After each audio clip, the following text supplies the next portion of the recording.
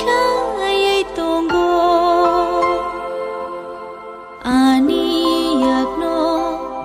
chirap khero mai lama ka hamte himru ano khairo naisa kai to ano nai khai tông go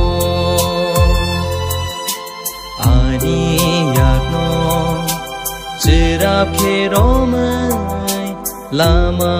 ka hamte himru ang mai na kha fa ro kmai tang ya tui ano mere gai tong do ang soi tani khayo dekhai ke chaya tui ano yak ro mai tong do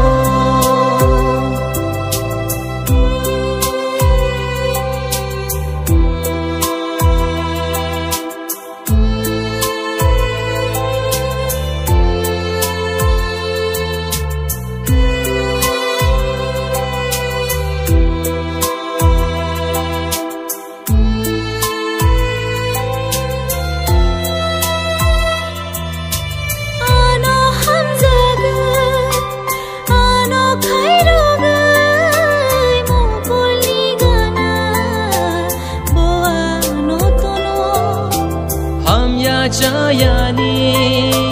Fiyog na bagay Ani bagay na Wansyo mang tonggo Nang hay kahantay ka Oh ani lafayo Nang hay kahantay ka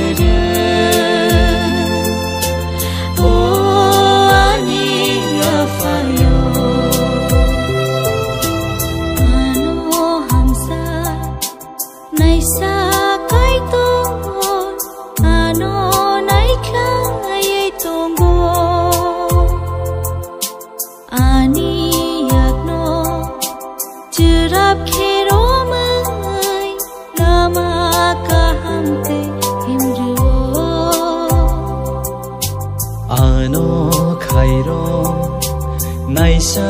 kai to ano nai khai tong go